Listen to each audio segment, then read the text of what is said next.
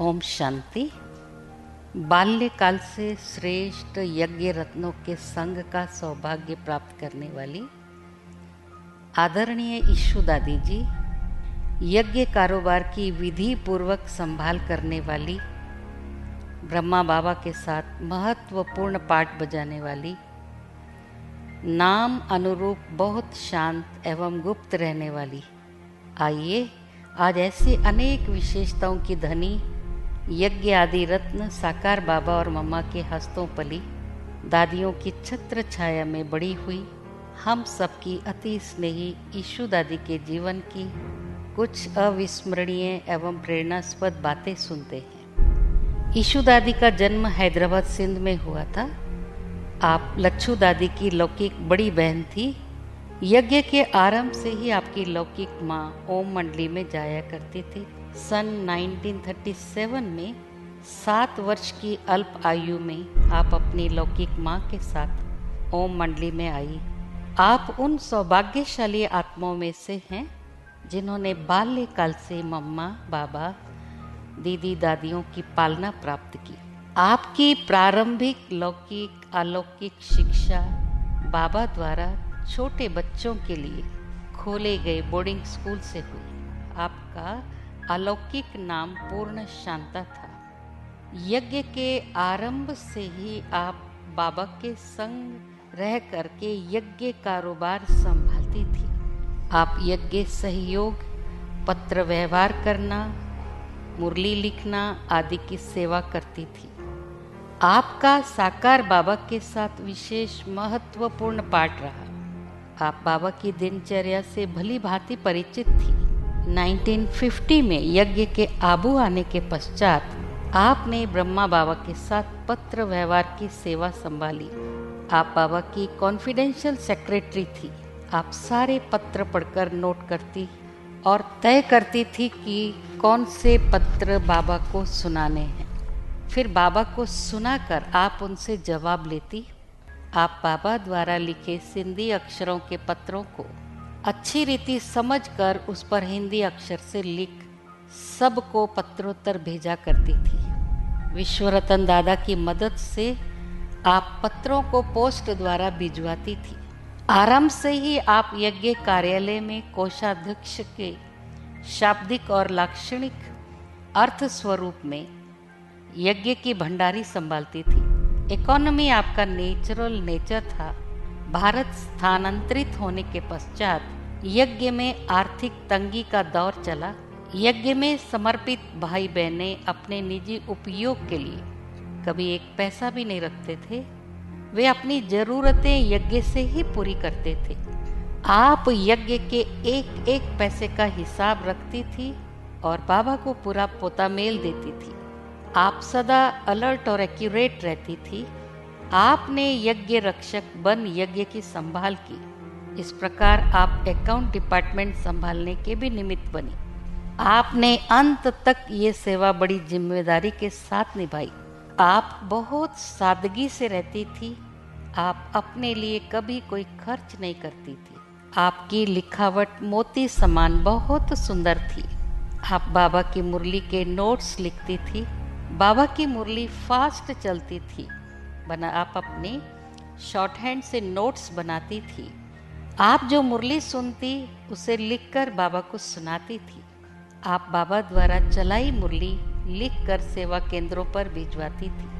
Tape आने के बाद चंद्रास दादा की मदद से मुरली टेप में भरकर सेवा केंद्रों पर भिजवाया करती थी।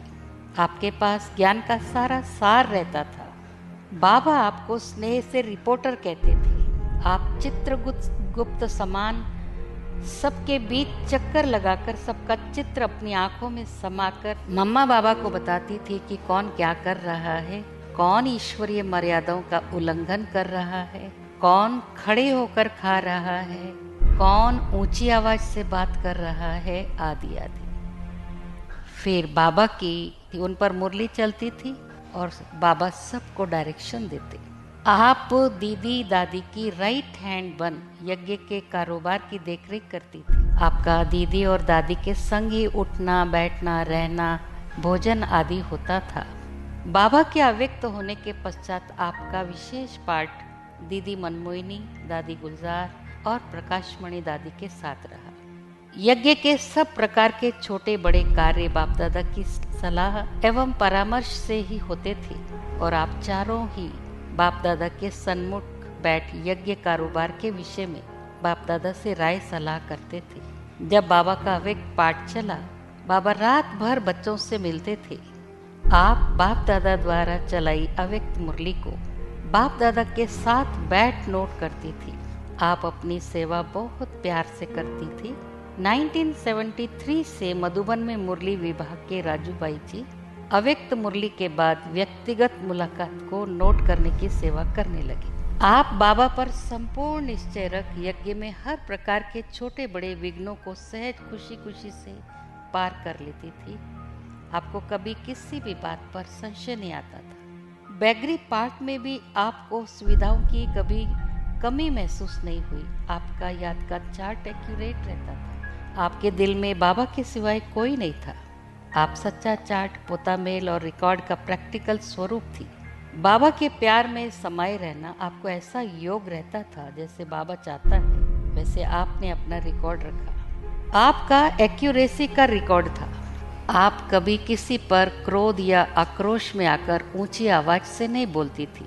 आपका स्वभाव हरेक को सम्मान देने का रहा।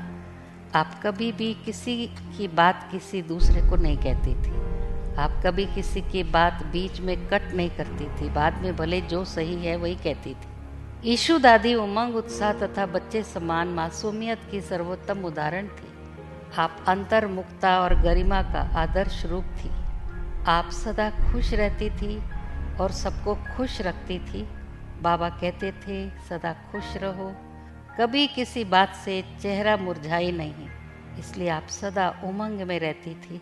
आप संस्था की अतिरिक्त मुख्य प्रशासिका थी। आपका जीवन नई पीढ़ी के लिए प्रेरणा स्रोत है। आपके बड़े ऑपरेशन के बाद मुरली लिखने की सेवा राजू भाई जी को सौंप दी थी। 1983 में दीदी मनमोहिनी जी के जाने के बाद पत्र व्यवहार की जिम्मेवारी भी राजू भाई को दे दी गई। कुछ समय से अस्वस्थ होने के कारण आपका अहमदाबाद के स्टर्लिंग हॉस्पिटल में इलाज चल रहा था। आपने 6 मई 2021 को रात्रि लगभग 8:05 पर अपना भौतिक देह त्याग बाप दादा की गोद ली। आपके भौतिक देह का अंतिम संस्कार शांति वन के मुक्तिधाम में किया गया।